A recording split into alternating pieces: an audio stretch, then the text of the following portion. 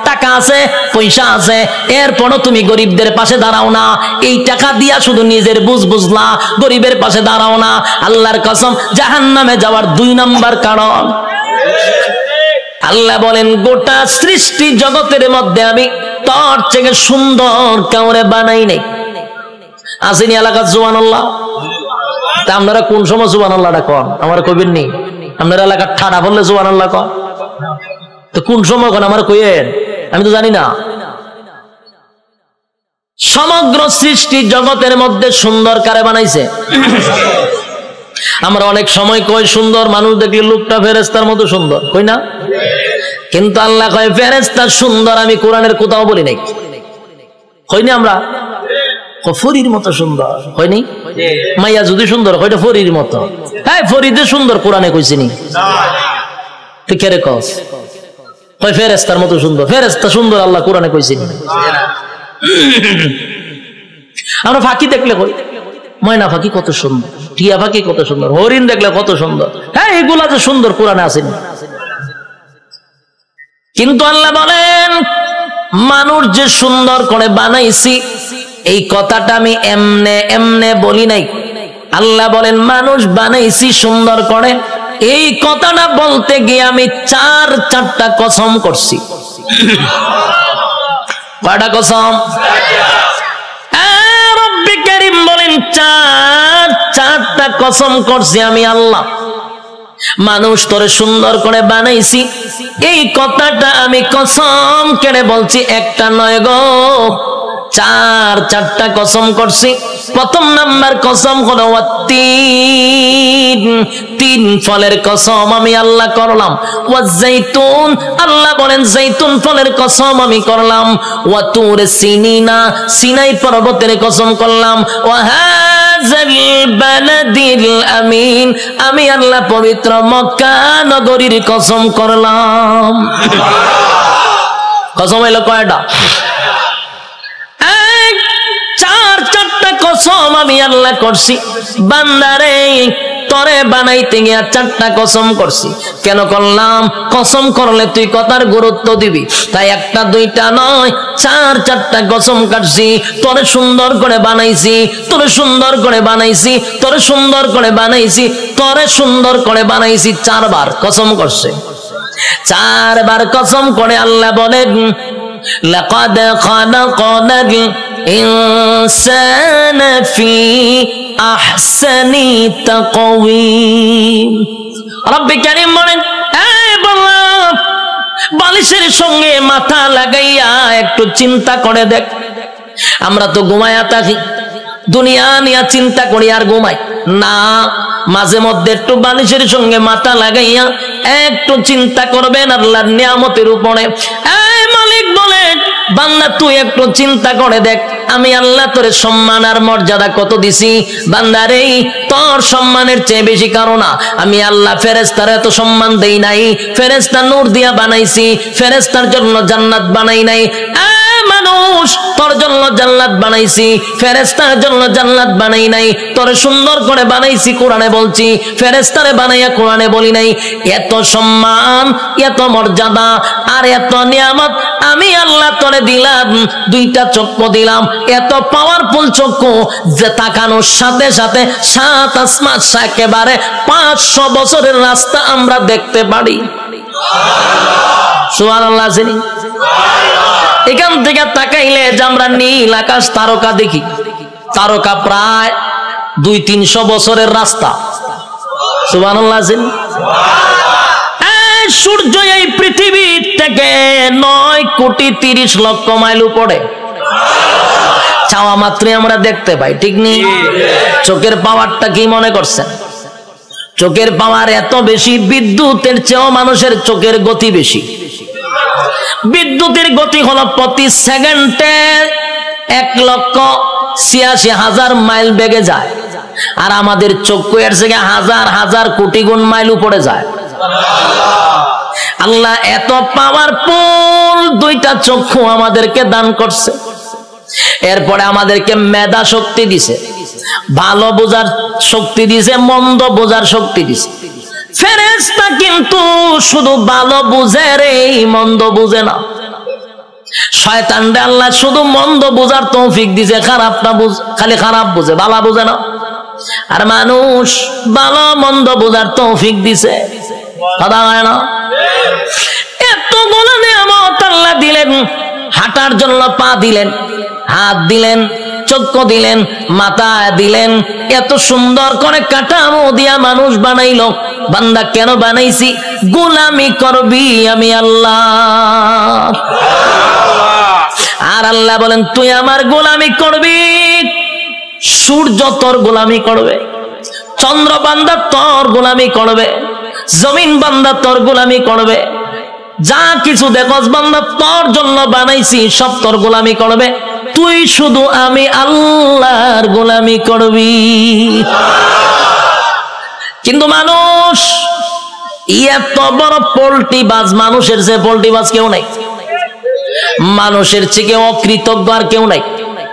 মানুষ এত অকৃতজ্ঞ, একটা প্রাণীর মধ্যে যে কৃতজ্ঞতা আছে মানুষের মধ্যে নাই।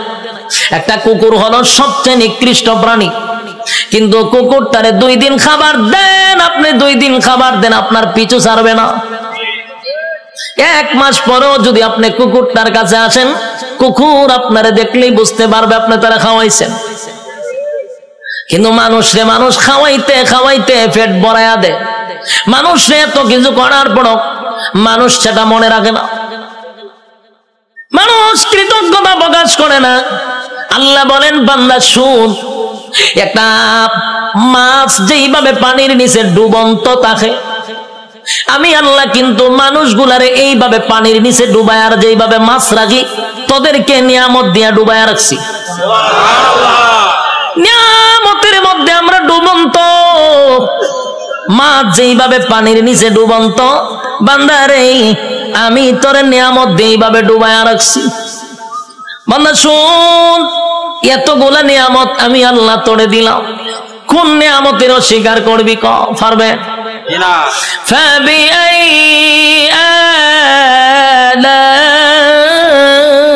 আলাই রাব্বিকুমা তুকাযিবান।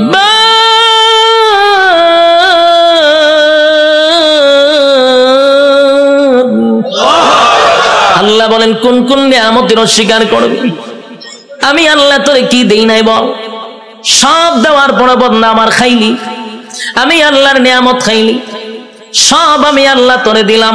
এরপর 24টা ঘন্টার ভিতরে বান্দা 1টা ঘন্টা আমি আল্লাহর ইবাদত করস না। যুবক ভাই, কথাগুলি কি দিলের কান লাগায় শুনতেছেন? দিলের কান লাগাইয়া কথাগুলি শুনেন। 24টা ঘন্টা আল্লাহ সময় দিছে। কত ঘন্টা? রাইতে দিনে 24 ঘন্টা। দিলের মধ্যে একটু প্রশ্ন করেন তো দেখি, 24টা ঘন্টার ভিতরে আল্লাহ তো দিল আমরা 24 ঘন্টা। যুবক, নিজেরে নিজে প্রশ্ন করো, 24টা ঘন্টার ভিতরে আমার মালিক রে তুমি কয় ঘন্টা দিছ? একজনের কথা হয় না, 1 ঘন্টাও মালিক রে দেয় না। আল্লাহ কয় তুই ভাবছ আমি তোরে ছাইরা দিব? আমার নাম রহমান, দয়া মায়া বেশি। আল্লাহর দয়া মায়া বেশি। আমরা খালি ওয়াজ শুনছি আল্লাহর দয়া মায়া বেশি। রহমান নামের গুণ হলো আল্লাহর দয়া মায়া বেশি। আল্লাহ যত বড়, আল্লাহর মায়া দয়া তত বড়। শুধু ওয়াজটা শুনছি, কিন্তু এরপরের ওয়াজ শুনছেন। আল্লাহ বলেন আমি যত বড়, আমার আযাব আর গজব কিন্তু বান্দা অত বড়। আমি সবাইরে ছাড় দেই, কিন্তু ছাইরা দেই না। ফেরাউনরে আমি ছাড় দিছি, ফেরাউন্নারে আমি ক্ষমতা দিছি। ক্ষমতা দেওয়ার পরে নিজেরে নিজে খোদা দাবি করছে। ফেরাউন খোদা দাবি করছে, আল্লাহ তার এরপর ছাড় দিছে। কিন্তু যখন বেয়াদবি করছে পয়গম্বরের সঙ্গে, আল্লাহ কয় আর তোরে ছাড় দেওয়া যায় না। ফানিতে সুবাইয়া সুবাইয়া ফেরাউন্নারে মারছে, ছাইরা দিছিনি? নমরুদ নিজেরে খোদা দাবি করছে, আল্লাহ ছাড় দিছে। নমরুদ একবার তীর মারছে আকাশের দিকে, কেড়ে মারছ কাল্লা মাইরালাম। আল্লাহ কয় ফেরেশতা রে, তীরের মধ্যে একটু রক্ত লাগায়া দেয়, রক্ত লাগায়া দিছে। রক্ত যখন তীর যখন ফিরে আসছে, তীরের মধ্যে ছায়া কয় আল্লাহ মেরা লাইছি, নাউজুবিল্লাহ। এর সাথী সঙ্গীরা ডিজে গানের আয়োজন কর, কে রে নাচু, কে রে আল্লাহ মেরা লাইছি, নাউজুবিল্লাহ। আল্লাহ এর পরে ছাড় দিছে। কিন্তু যখন ইব্রাহিম খলিলুল্লাহর সঙ্গে বেয়াদবি করলো, আল্লাহ কয় এখন ধরা দরকার, হে আমার লগে যুদ্ধ করব, তীর মারে। আমি আল্লাহ তোর সঙ্গে যুদ্ধ করতে তীরের প্রয়োজন নাই রে। মশার মধ্যে একটা প্রতিবন্ধী মশা, বালা কোনো মশা নেই, কিতাব লেখছে বালা কোনো মশা না, একবারে প্রতিবন্ধী ভাও একটা নাই। আল্লাহ কয় কইরে আসত নি, আসি তোর ভাও আসেনি, আল্লাহ আমার ভাও নাই। তো যা নমরুদের না খাতে গিয়া ঢুক, ল্যাংরা মশা না খেতে গিয়া ঢুকছে, ঢুকিয়া একেবারে ডাইরেক্ট মগজও চলে গেছে। মগজ বইয়া আর পরে ইনসুলিন দেয়, সুই ঢুকায় আর সুই বাইর করে। যে সুই ঢুকায় যে মগজ, একটা লাফে 3 হাত উঠছে নমরুদ্দা। পার্লামেন্টে বইয়া রয়েছিল, মশায় যখন কামড় দিছে পার্লামেন্টের নাচ শুরু করছে ডিজে গানের মতো, উরুম দুরুম নাচে। সে আরো বিভিন্ন মন্ত্রীরা বসা, দেশের বিভিন্ন জায়গার থেকে অনেক রাষ্ট্রপতিরা আইছে, আইয়া যখন দেহে দেশের বাদশাহ এইভাবে ডিজে করে পার্লামেন্টে বসে, কি পাগল নেই, ও পাগল তো আসি না, হঠাৎ করে ও নাচে কা, ও নাচতে নাচতে মশাও তো কম খারাপ না, কারণ টেং টুং যেদিন না থাকে এরা মারাত্মক খারাপ থাকে। এই মশা কিন্তু মারাত্মক খারাপ, হেদের সুই ডুবা যে বাইর করে না। আর এইদিকে নমরুদ্দা ডিজে গানের মতো নাচতেছে, কোনোভাবে ব্যথা কমে না, নাচে মানে ঘটনা কি যা পায় তা দিয়া মাথার তা পায়, কোনোভাবেই ব্যথা কমতেছে না। হঠাৎ আসেন জুতা একটা গাছ, এটা জুতাটা মারছে মাথার বাড়ি, সেই জুতাটা বাতাত বাড়ি মারছে। জিব্রাইল আবার যোগাযোগ রাখতেছে মশার সাথে, মশারে ফোন দিয়া কইছে তাড়াতাড়ি ছাইরা দে, ইনসুলিন টাইনা তুল। যখন হের সুই টান্দা তুলছে, ব্যথা ছাড়ছে। এখন নমরুদে জুতার পাইছে, সব বনাস কি একটা জিনিস, বারে দিলাম মাথার ব্যথা দিল সাইরা। জুতার মধ্যে কোন ওষুধ আছে না? আসলে কি জুতার কোন ওষুধ আছে? এটা আল্লাহ বেজ্জতি করার একটা সিস্টেম। জুতাটা বাড়িছে, ব্যথা কমে গেছে, তার মানে জুতা আল্লাহ ব্যথা কমাইতেছে। এখন এই জুতা রেখে দিছে দাঁড়ে, রেখে টেনশনে পড়ে আছে, কি ব্যথা উঠলো, জুতাটা বাড়ি দিলে ছেড়ে দিল। আবার কথা বলতেছে বিভিন্ন দেশের মন্ত্রী এমপির সঙ্গে, আবার মশায় সুই একটা ঢুকাই দিছে, ঠাস করে জুতাটা বাড়ি মারছে, ছেড়ে দিছে। আল্লাহ মশারে হলো করে, এটা তোর ডিউটি, কাজ চালায়া যা, হতেন পরে পরে ঢুকাইবি, জুতাটা বাড়ি দিলে ছেড়ে দিবি। মশায় হতেন পরে ঢুকায়, জুতাটা বাড়ি দেওয়ার বাইকিলা, আবার ঢুকায়, জুতাটা বাড়ি দেওয়ার বাইকিলা। এই হইল জুতার বাড়ি শুরু। তখন নমরুদ্দা একা একা জুতাটা কত বাইরিত, হাতে ব্যথা দিয়ে লায়, তাই একজন লোক রাখছে, ধরে মাসে এত টাকা বেতন দিমু, এদিকে চাকরি কি দেখো জুতা দেখালে ভিটা নি, তাও খারে দেশের বাদশারে। তো এইরকম যদি আমার নিত, আমি তো বললাম টেকা টোকা লাগতো না, আমি খালি জুতাটা ভিডা মামলে, আমার টেকা তেমন লাগতো না। বাস্তব নেই, দেশের একজন বাদশাহ যদি হয় আমার জুতাটা ফিডাইবা, আমার কি বেতন লাগবো না? আমার মনের ভিতরে যত জিদ আসিন সব মিলাময় একটা বাড়ির সাথে, ঠিক নেই? জুতা দেখ একটা বাড়ি দিমার ঘুমায় নেয়, এটা অত সালের একটা জুতার বাড়ি, দ্বিতীয় বাড়ি দেখো এটা অত সালের একটা বাড়ি, এক সালে এক যন্ত্রণা বুক করছে, আর তোর জুতাটা বাইরিতেছি, টেহারাম নেই। এই লোক হয় যে আমি বাসার জুতাটা বাইরামো, আমার টাকার দরকার নাই, আপনি আমার চাকরিটা দেন। চাকরি দিছে, এখন পার্লামেন্টে বেশা বৈশা কথাবার্তা বলতেছে, যখন মশা কামড় দেয় ইশারা দেয় তাড়াতাড়ি দেয়, পাশে জুতাটা ঠাস করে পিছন দিয়ে বাড়ি মারে। দেশের মানুষ বিভিন্ন দেশ থেকে আসে, আইসা কয় যেই বাসার ইজ্জত নাই, মানছে তারা জুতাটা বাইরা, এর সাথে আবার কি এর বৈঠক, হঠাৎ থেকে এটা ভাগল, এখান থেকে এক বেজ্জতি। তো জুতাটা বাইরিতে বাইরিতে প্রথম তো শখে শখে জুতাটা বাইরেছিল, ঠিক না? জুতাটা যে বাইরেছে প্রথম তো শখেই বাইরেছে, আনন্দে বাইরেছে, কিন্তু বাইরিতে বাইরিতে এখন তো বেচারার বিরক্ত হয়ে পড়ছে। কত বাইরিত, খানা খাইতে পারে না, ঘুমাইতে পারে না, বাথরুমও যাইতে পারে না, খালি হয় বাইরা। এই বেচারা হয়েছে বিরক্ত, এমন অবস্থা হয়েছে এখন জুতাটা বাইরানি লাগে হতান পরে পরে। বাথরুমে গেছে, একটা বাথরুম করতে গেলে টাইম নাই না, জুতাটা বাড়ি দেয়, সে বিপদ পড়ছে না, খানা খাইতে পারে না। এই বেচারা কয় এর যদি আমি জুতাটা বাইরিতে থাকি আমি এমনি মরে যাবো, খাওয়ার নাই ঘুম নাই তো আমার মরণ হয়, তে একবার এর মাইরি মরে যাই। এখন হে কইল সিদ্ধান্ত নিয়েছে না এমন মরম, চাকরি না করলে আমার গরদান যাইব, আর আমি যদি চাকরি করতে চাই আমি এমনি মরে যাবো গা, তে এক বালা হেরে মাইরা মরে যাই। তখন একদিন জুতার বদলা বড় একটা মুগুর লইছে, আমরা এটা কি তা মুগুর করিনি, মুগুর লইছে একটা, লইয়া পিছে বইয়া দিছে, যখন বাড়ি দে তখন মুগুর লইয়া যৎকান শরীরে শক্তি আসিন একটা বাড়ি দিছে, মাথা 2 ভাগ হয়ে যা। ল্যাংরা মশা যে মাথাত বইছেন, ছায়া দেয় ছাদ নাই, ছাদ নাই, মশায় চিন্তা করবো যেরকম একটা নোংরা পরিবেশে আর বন যায়, মশা গেছে নমরুদ্দা শেষ নি। কার সাথে পাল্লা লইছিল? আল্লাহ মারছে কেমনে? জুতা দা ফিডাইয়া মারছে। এই জন্য আল্লাহ ছাড় দেয়, ছেড়ে দেয় না। বুঝসারে চিনেন না আপনারা? এখানে যারা বয়স 30 আছে এরা বুঝসারে চিনব। ডব্লিউ বুশ হে কিন্তু কম করছে না, এই দিয়ে আমরা দেখছি হে অনেক মুসলমানের রক্ত দিয়া গোসল করছে, হে কম করে নাই। শেষে আল্লাহ হেরও কিন্তু সাংবাদিকের জুতাদা ফিটাইছে, এক সাংবাদিকের জুতাদা বেরি মারছে, আর এই জুতার দাম অনেক হয়ে গেছে, মিডিয়ন জাদুঘর আছে। আল্লাহর মায়ের আস্তে আস্তে ছাড় দেয়, ছেড়ে। যারা জুলুম করতেছেন, যারা জুলুমের মধ্যে আছেন, যাই না রাখেন জুলুমের শেষ আছে। যারা জুলুম করে তাদের 2টা শাস্তি, একটা দুনিয়ায় একটা পরকালে। দুনিয়ায় ততক্ষণ না পর্যন্ত আপনার মৃত্যু দিবে না যতক্ষণ আপনাকে দুনিয়াতে আল্লাহ চরম পর্যায়ের বেজ্জতি না করবে। চরম পর্যায়ের বেজ্জতি করার পর আপনার মৌত দিবে আল্লাহ। এরপরে পরকালে তো আছে কুবা শামসুর মতো, ইচ্ছা মতো কুবাইব। বাস্তব না বাস্তব?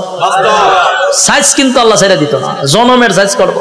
এজন্য যারা জুলুম করেন স্পষ্ট শুনে রাখেন, প্রথম নাম্বার কথা হলো ততক্ষণ না মরবেন না যতক্ষণ আপনার আল্লাহ দুনিয়াতে চরম পর্যায়ের বেজ্জতি না করবে, অপমান করবে। এরপরে মৃত্যু দিবে, আর পরকালে তা আছে। ওয়াং সাং সুচি কি তাই ইজ্জতে আসেনি, তাইরে জনমের দেওয়া দিতাছে, এখন বন্দি করে রাখছে। পারমার মুসলমানের রক্ত খাইছিল না, তাই রক্ত চুষা খাইতেছে। আরো বেজ্জতি হইব, আরো দেখবেন সামনে, অপেক্ষায় থাকেন। বাকিটা দেখার বয়স আপনারা রয়েছে, আল্লাহ দেখাইব। আল্লাহ বলেন ছাড় দেই কিন্তু ছেড়ে দেই না। আমি যখন ছাড় দেই বুঝিস না আমি তোরে ছাইরা দিছি। ধরব যেদিন আমি আল্লাহ ধরব, জনমের ধরা ধরব, পৃথিবীর কেউ তোরে রক্ষা করতে পারবে না। আমি আল্লাহর নিয়ামত খাইয়া আমি আল্লাহর নাফরমানি করস, ছাইরা দিব না, কিন্তু জনমের ধরা ধরব। যুবক ভাই, আমি আপনাদের উদ্দেশ্যে বলতে চাই, আল্লাহর দেওয়া নিয়ামত খাইয়া, নিয়ামত খাওয়ার পরে যে আল্লাহর নাফরমানি করতেছি, রাইতে দিনে 24 ঘন্টা পাইয়াও 1টা ঘন্টা আল্লাহর দেই না। ইমাম সাহেব যদি বলে আসেন না একটু নামাজে যায়, উত্তর দেয় হুজুর নামাজের সময় নাই। যদি কয় আসেন না মাহফিলে যাই, আমার সময় নাই। বেচারা খুব ব্যস্ত, সময় নাই, সময় নাই, সময় নাই, যে কোনো বিষয় লোক আমার সময় নাই। প্রশ্ন হলো তোমার সময় নাই, সময় নাই, কিন্তু যেই লোকটা বলছে নামাজের জন্য সময় নাই, ওয়াজ মাহফিলের জন্য সময় নাই, এই লোকটারই দেখবেন ব্যবসার জন্য সময় আছে, চাকরির জন্য সময় আছে, বন্ধুদের আড্ডায় সময় আছে, বিশ্বকাপ খেলা 90 মিনিট দাঁড়ায়া দেখার সময় আছে, বিভিন্ন জায়গায় আড্ডায়, কফি আড্ডায় সময় আছে, সব জায়গায় বেচারার সময় আছে। সময় নাই শুধু আল্লাহর বেলা। আল্লাহ বলেন সময় তো আমি দিছিলাম, সময় কাটা দিছে আল্লাহ। বলেন সময়ের মালিক আমি, আমি তোরে সময় দিলাম রে, আমার দেওয়ার সময় পাইয়া আমারে দিলি না, মন গড়া সময় নষ্ট করলি। বান্দা আমি পাই পাই পাই পাই করে তোর কাছ থেকে হিসাব নিব, বান্দা হিসাব না দিয়া সামনে আগাইতে পারবি না। আপনারা কি তা মনে হয় আল্লাহ আমরা সেইটা দিব হিসাব না নিয়া? হিসাব নিব। আগেই বলছি অতগুলা নিয়ামত আল্লাহ আমরা দিছে, এমনে ছেড়ে দিত না, হিসাব না নিয়া। কথা কয় না? একটা এক্সাম্পল দিই, সহজে বুঝতে পারবেন। আপনারা মনে করেন চরপেশন সবচেয়ে ভালো হোটেল, সেখানে মনে করেন একজন লোক ঢুকছে খানা খাওয়ার জন্য, একজন লোক ঢুকছে, ঢুইকা যারে অর্ডার দেয় তার নাম কি? মেসিয়ার। মেসিয়ার হইলো ভাই খানা নিয়ে আয়, কি আছে তো দেখবেন মেসিয়ারের একটা অভ্যাস হলো একটা নাই 50টা নাম কইব। গুড়া মাছ আছে, বড় মাছ আছে, ওইল মাছ আছে, তারপরে আপনার গরু আছে, ছাগল আছে, কতটা হয় না? আমি অনেক সময় কিচ্ছু বুঝি না চাই তাই একটা না হয়, আমি হাফিজি বড় লাগতো না, তুই আস্তে আস্তে একটা একটা করে ওদিকে আমি খাইতাম আমি জায়গা এত নাম কয় একটাও ইয়াদ থাকে না, লাস্ট গুরুরা ইয়াদ আছে। তো এই লোকজন এতগুলা নাম কইছে, চিন্তা করলো এতগুলা নাম কইছে কোনটা কম কয়, আচ্ছা সব লইয়া যা। মেসিয়ারে আনতেছে, টেবিল সাজাইছে, খাইতেছে, খানা দেখে মেসিয়ারে দে লক্ষণ বালা না। যে যিনি টেকা নে উনারে কি কয় ম্যানেজার, কেশিয়ার তো ম্যানেজার, ম্যানেজারের কাছে গেছে মেসিয়ারে গিয়ে কয় স্যার ওই যে লোকটা খাইতেছে দেখছেন নি? দেখছি তো। কাম আমার একটা অনুমতি দেন। কি অনুমতি? কয়ের ইচ্ছা মতো কত ফিটাইতাম। ম্যানেজারে জিগা কাস্টমারে খানা খাইতেছে তুই ফিটাইতে কা? কয়ের লক্ষণ বালা না, যেই পরিমাণ খাইতেছে হিসাব দিতে পারতো না, তাই একটু ফিডামো। ম্যানেজারে কয় কাস্টমারের কাজ কি? খাওয়ান। তোর কাজ কিটা? দেওয়ন। আমার কাজ কিটা? হিসাব ল। তেহের খাওয়ানে খাইব, তোর দেওয়ন তুই দে, তুই মারতে কা? তখন মেসিয়ার কথা তো ঠিক, আমার তো দেওয়ন, আমি দিতে তাই। মেসিয়ারে দেয়, এ খায়। ম্যানেজারে কয় এ খাওয়া শেষ হলে বলে আমার খাম, আমার কাজ কি? হিসাব নেওয়া। হিসাব না নিয়া, হিসাব না দিয়া বাড়ি তারবো, বাড়ি তারবো নি? যা পরে খাইতে থাক, তুই বাধা দিস না। ঠিক তেমনি ভাবে আল্লাহ বলেন দুনিয়াতে মানুষ যেই পরিমাণ কাম, কু কাম, দিনের কাম, রাত্রের কাম, সব কাম আমরা করি না? আমরার সাথে কিন্তু ফেরেশতা থাকে, 24 ঘন্টা ফেরেশতা থাকে। আমরার কাম কু কাম দেখে ফেরেশতারাও আল্লাহর কাছে কয় আল্লাহ একটু অনুমতি দেন। কিতা কয়? একটা আসার মাইরা জাগাত মুতায়া লাই। আল্লাহ জিগা ঘটনা কিতা? বলে যেই পরিমাণ করতা যে হিসাব দিতে পারতো না। আল্লাহও বলে তোর কাজ, এর কাজ আকাম কুকাম করন দেখুন লিখতে রাখুন, আর এর কাম যত আকাম কুকাম করতে পারে, তোর কাজ কিন্তু ফিডন না। তোর কাজ দেখতে থাক, লিখতে থাক, যত কিছু আছে সবকিছুর হিসাব হইব আমার কাছে। বন্দা যা পারে করো, হিসাব না দিয়া সামনে আগাইবার কোন সিস্টেম নাই। হাসরের মাঠে আল্লাহ হিসাব নিব পাই পাই কইরা, সাইডা দিবনি। রব্বি কারীম বলেন প্রথম নাম্বার কথা হলো ফাহাসিবতুম আন্নামা খালাকনাকুম আবাসাও ওয়া আন্নাকুম ইলাইনা লা তুরজাউন। রব্বি কারীম বলেন এই অনর্থক বানাই নাই, অকারণে বানাই নাই। দ্বিতীয় নম্বরে আল্লাহ বলেন ওয়ামা খালাকাতুল জিন্না ওয়াল ইনসা ইল্লা লিয়াবুদুন। রব্বি কারীম বলেন 2 নাম্বার হলো তোরে বানাইছি ইবাদতের জন্য। 3 নাম্বার আল্লাহ বলেন বান্দা তোরে বানাইতে গিয়া ওয়ালাকাদ কাররামনা বানি আদম, সমগ্র সৃষ্টি জগতের মধ্যে শ্রেষ্ঠত্ব দিছি। 4টা কসম করে বলছি বাংলা তোর থেকে সুন্দর আমি আল্লাহ কাউরে বানাই নাই, তোর থেকে সম্মান আর মর্যাদা আমি কাউরে দেই নাই। এরপর আল্লাহ বলেন এত কিছু দেওয়ার পরেও যদি তুই আমি আল্লাহর গোলামি না করস, ওয়ালাকাদ জারানা লি জাহান্নামা কাসীরাম মিনাল জিন্নি ওয়াল ইনস, আমি আল্লাহ আগুন দিয়া তোরে জ্বালাবো আর পোড়াবো। এরপরে রব্বি কারীম বলেন বান্দা শুন, ভালো করে শুন, এত নিয়ামত দিয়া তোরে ছেড়ে দিব না। আমি আল্লাহ কিন্তু পাই পাই পাই করে হিসাব দেব। কুল্লু নাফসিম বিমা কাসাবাত রাহিনা, প্রত্যেকটা মানুষ তার কৃত কর্মের জন্য আল্লাহর সামনে জবাব দিতে হবে। হিসাব ছাড়া ছেড়ে দিব না। রব্বি কারীম বলে হিসাব নিব গো, হিসাব ছাড়া আমি আল্লাহ কাউকে ছেড়ে দিব না। এই যে দুনিয়াতে যা করি সব হিসাব হবে। আল্লাহ বলেন শুন বান্দা, যখন প্রত্যেকটা মানুষের হায়াত শেষ হয়ে যাবে, মালাকুল মউত আজরাইল সামনে হাজির হবে, তার একটা কিয়ামত হবে। কি হবে? কিয়ামত কিন্তু 2 প্রকার, একটা হলো যার যার কিয়ামত, আর একটা হলো সমষ্টিগত কিয়ামত। কথা বুঝতেছে? সাউন্ড একটু উঠান, একটু উঠান। একটা হলো যার যার কিয়ামত, আর একটা হলো সমষ্টিগত কিয়ামত। আল্লাহর রাসূল বলেন, যার যার কিয়ামত সম্পর্কে বলেন, মাম্মা তা ফাকাত কামাত কিয়ামাতুহু, যে যখন মারা যায় তার কিয়ামত তখন শুরু হয়।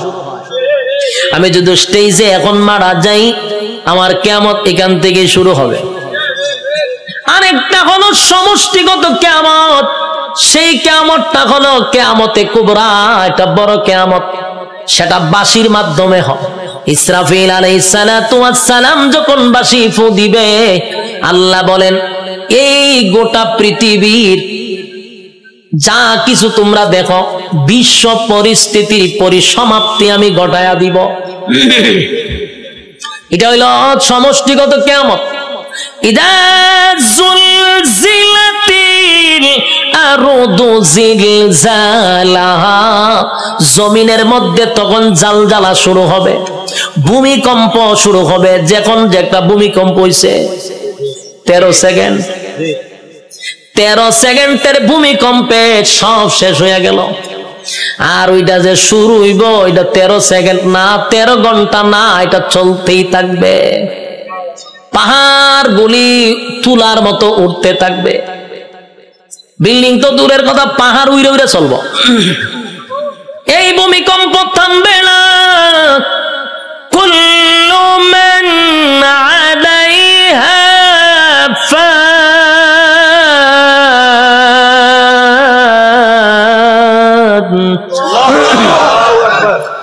ওয়া ইয়াবকা ওয়াজহু রাব্বিকা যুল জালালি ওয়াল ইকরাম।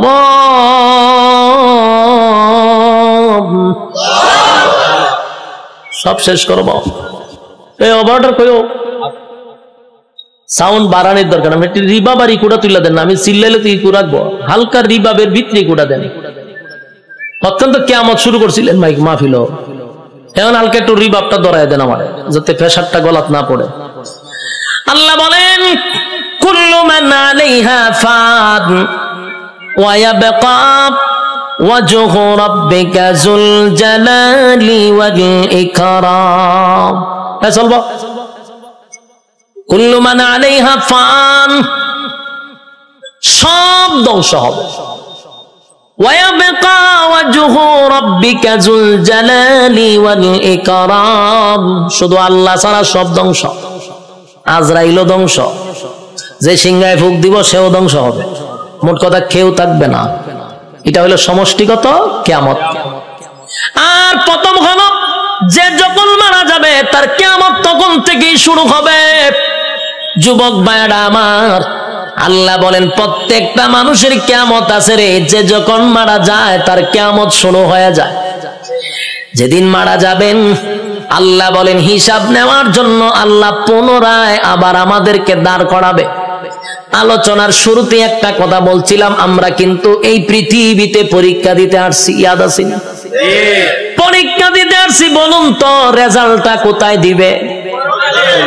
রেজাল্ট কিন্তু পরকালে হবে। আল্লাহ কয় রেজাল্টটা দেখানোর জন্য আবার তোদেরকে পুনরায় আমি জীবিত করব। আল্লাহ বলেন সিংহায় যখন ফুঁক দিব সব ধ্বংস হয়ে যাবে রে। সব ধ্বংস হওয়ার পরে সর্বপ্রথম আমি আবার জীবিত করব ইসরাফিল আলাইহিস সালাতু ওয়াস সালামকে। আবার আল্লাহ বলবেন সিংহায় ফু মার। যেই মাত্র আরেকবার ফু দিবে, ওই শেষের ফুয়ে প্রত্যেকটা মানুষের বডির ভিতরে আল্লাহ আবার রূহ দিবে। কাদা মাটির থেকে আবার রূহ পাইয়া মানুষগুলি মাটি গঠন হবে, আবার পুনরায় বডি গঠন হবে। কাদা মাটির থেকে আবার আপনি ওইটা দাঁড়াবেন, যেখানে দাঁড়াবেন, যেখানে বৈশা ওয়াজ শুনতাছেন সে জায়গাটাই হবে হাসরের মাঠ। যেখানে বই আওয়াজ শুনতাছেন এটা হাসরের মাঠ হবে। এই পৃথিবীটাকে আল্লাহ হাসরের মাঠ বানায়া দিবে। কিন্তু এখনকার পৃথিবী আর তখনকার পৃথিবী একরকম নয় রে। তখনকার পৃথিবী আর এখনকার পৃথিবীর মধ্যে উল্লেখযোগ্য একটা বেশ কম থাকবে। এখন তো কত উঁচু উঁচু বাড়ি আছে, পাহাড় আছে, সাগর আছে, নদী আছে, তখন কিছুই থাকবে না, সমতল একটা মাঠের মতো। মানুষ সেখান থেকে দাঁড়াবে। রব্বি কারীম বলেন মানুষকে আমি কেন দাঁড় করাবো জানোনি? দুনিয়ার জমিনে পরীক্ষা দিছিলি, আমি আল্লাহ সেটার রেজাল্ট তোর হাতে ধরায়া দিব। মানুষ গিয়া জমা হবে হাসরের মাঠে, কেউ পানি পান করবে, কেউ কলিজা পাটা পিপাসা লইয়া হাসরের মাঠে দাঁড়ায়া থাকবে। একদিন নয় রে, 2 দিন নয়, 50,000 বছর দাঁড়ায়া থাকতে হবে। সাধারণ কথা না, সাধারণ কথা না। পানির পিপাসায় জিহ্বা কুকুরের মতো বাহির হবে।